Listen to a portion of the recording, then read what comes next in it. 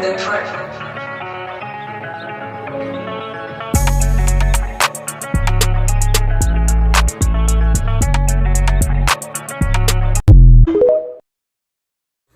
What? ACT, did you see this?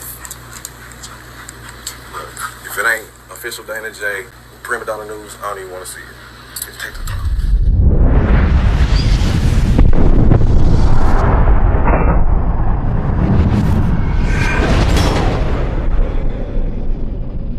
This man was minding his own business until a group congregated and decided we're going to take all of our personal feelings and attack this one man. The problem with that is they put all this propaganda in motion. And the whole time I've been sitting here showing you along the steps that they took to manufacture this whole RICO case against R. Kelly, and the things that individuals were doing out here that did affect his case. That's what this live gonna be about. But at the end of the day, a man's rights were violated. And a simple point that I made was, if they can do this right in our face to the king of R&B, what chances does anybody else face when some of us don't live in a bubble? Some of us face profiling, discrimination, and wrongful convictions in real life. But you can't reason with some people on the internet who just want entertainment. Now, it didn't take much for me to recognize that a lot of the information we had been exposed to fit a certain agenda. Yet, ironically, people are willing to overlook the associations, the political agendas that were involved when it comes to the attack against Robert Kelly, as quick as they are to point out the misconduct and corruption surrounding Kim Foxx, who now announces she's no longer running for a third term and has a successor, right? Common sense tells me that individuals are willing to sacrifice these people they use in order for their political leverage in garnering these convictions against Robert Kelly. Yet the fact that the propaganda used, all the information that was dispersed to deny this man his due process, is the information that I focused on and continuously put in people's face for the selective outrage that people wanted to drum up to get this man investigated and ignore all of the interfering that was put on these public platforms, the corruption, passing around of evidence, and even taking evidence to these media outlets. Now, the general public was sold on the notion that Robert Kelly is a threat to the community. He was denied a bond so that he can properly defend himself from his allegations, and we watched the propaganda continue to be fueled.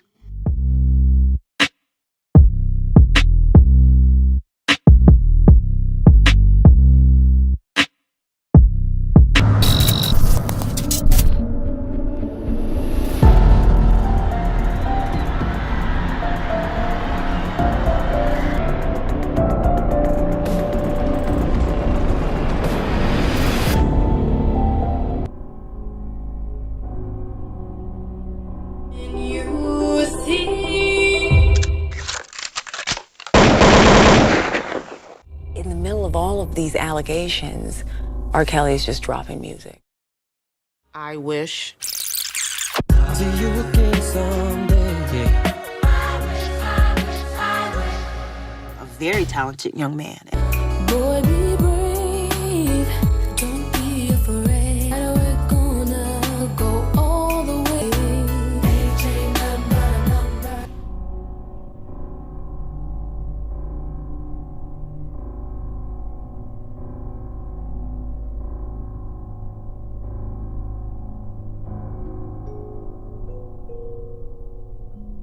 Believe I can fly.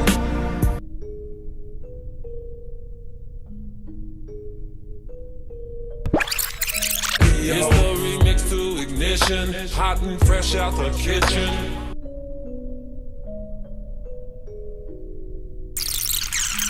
See you again someday. There is something that I want from you.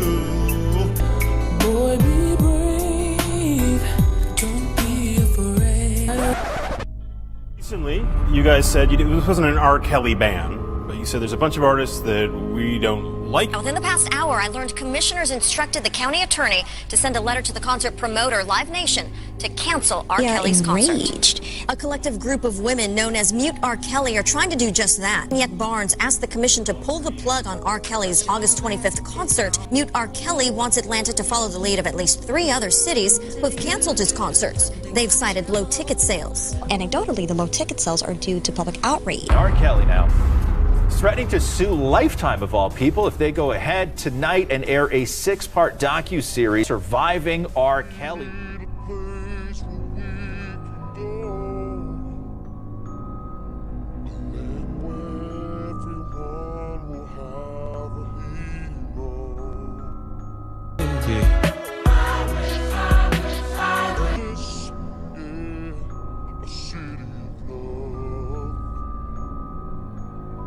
Be brave, don't be afraid. We're gonna.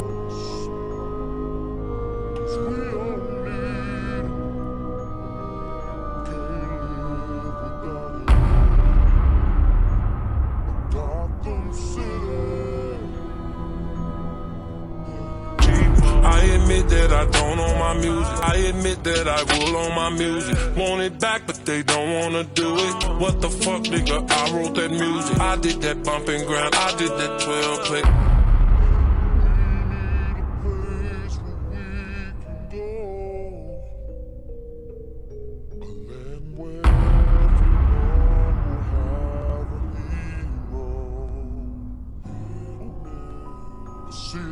Justice is one of us, 'cause we all need it, can't live without it.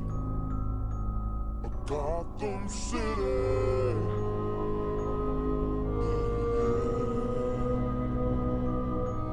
a city of justice, yeah, a city of love.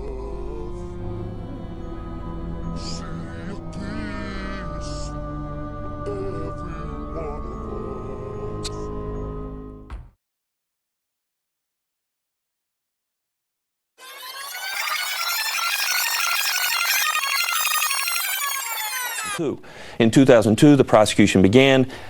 Defense counsel filed about 30 pretrial motions, all of which had to be litigated. The judge was injured during the course of the litigation. He had a high-profile murder case he had to try. Counsel for the defense had to try a high-profile case. Mr. Kelly's appendix broke. Sure. She had to have surgery. He ended up, his bus got stopped. That's why it's been drug out over 6.5 years. Yeah, Everything went wrong. But now it's on, man. It's on. Yes. There's been an issue now about a mole. Now, R. Kelly's team has said this is not that's not even him, and they pointed out on this video there's no mole. R. Kelly has a mole on his back, I think it is, right? They went through opening statements, and in opening statements they said, you know, this mole is going to set him free. That you're not going to see that on the videotape. The mole will set you free. Apparently so. The state brought in a video expert that showed frame by frame by frame by frame the mole and how it tracked on his back, and really undercut the defense position when the opening statements. But Kelly, how are they? That's pretty powerful testimony from this Lisa Van Allen and the videotape. How do they overcome the videotape? Well, it's going to be nearly impossible to do that. But if you look at R. Kelly, this is a guy who doesn't exactly have the best history. You know, he married Aaliyah when she was 15 back in 1994. That was quickly annulled when he found out she lied about her age. Remember, Aaliyah was a R&B singer herself who was killed tragically in a plane crash. And so R. Kelly doesn't exactly have the best reputation, and that's definitely going to be taken into account. But interestingly, just kind of on a sidebar, he may not have a good reputation, but he is beloved in that area, especially. People love his music. Hometown hero. What happens when he walks into a restaurant? I mean, I've been in the place when R. Kelly has walked into our bureau at celebtv.com in Chicago, and the room just stops. R. Kelly gets the best table. People walk up, shake his hand, pat him on the back. People are really able to separate church and state when it comes to this guy. But Kelly, you've covered this trial from the very beginning, celebtv.com, and you know celebrities. Will all this damning evidence finally take his star down, you think?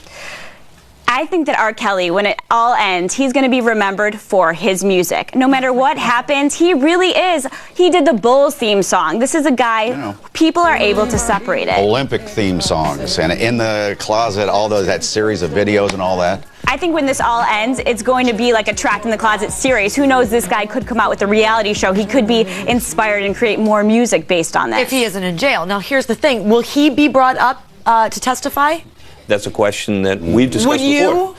It depends on his credibility. If he comes off as squeaky clean, I think the jury wants to hear from him, no, that's not me, because that is the crux of the whole defense. But Tom, the victim doesn't even seem to care about this. She says, she's 23 now, it happened to her when she was 13, allegedly. She's not even part of it. She says, that's not me on the tape. R. Kelly didn't do this. Her parents even think that this is that it's not accurate. Well, this is allegedly R. Kelly's goddaughter. And there's a friendship between between the parents and R. Kelly. The fact that this girl is saying that she's not the one really is not the issue. It's a societal interest in making sure that child pornography does not go further. If he can't defend himself and he goes to jail, how long? He's looking at 4 to 15 under Illinois law. Now, even though I recognized from the gate the major talking points these people would try to spin for the public and all the misinformation they would put out here just to expose why these cases brought against Robert Kelly are some bullshit, is beyond me when every single live, everything I have seen people try to come up with to talk about this case has not a damn thing to do with these allegations these people came up with, attached it to past allegations, and then manufactured a whole damn RICO based off of janky-ass informants.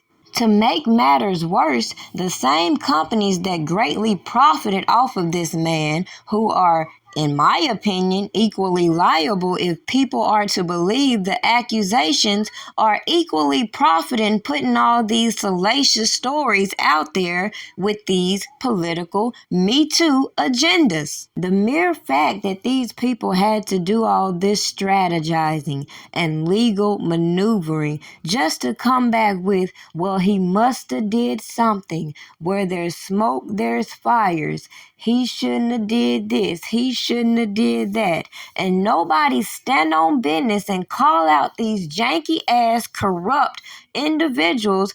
Question the chain of custody when we see attorneys being convicted of extortion, when we see witnesses going on these interview campaigns, when we see alleged victims being intimidated by documentaries and stupid-ass articles using clout chasers. It should be no surprise how these people, the media say, don't know each other, collectively should be held accountable for their roles. How about that?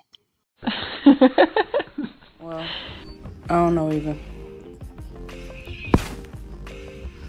But she called Tamara after I told her. I said, listen, the truth gonna come out, goddammit. You keep on fucking with my daughter, the truth is gonna come out. You need to fucking leave her alone. Oh, wait a minute. Wait, hold on. Back up. So Tamara knows already?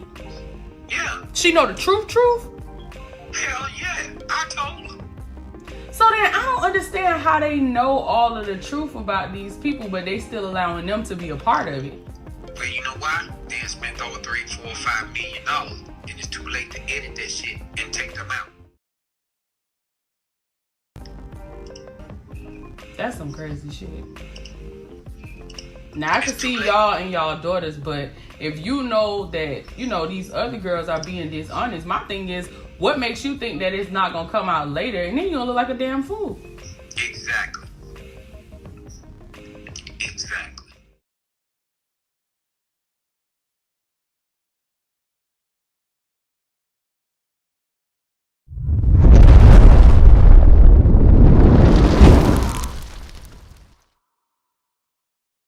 I don't care what's going on. I'm going to promote my small business. Even if I'm not getting any likes, I'm going to be on here promoting my small business. One day this little hustle going to turn into my biggest blessing.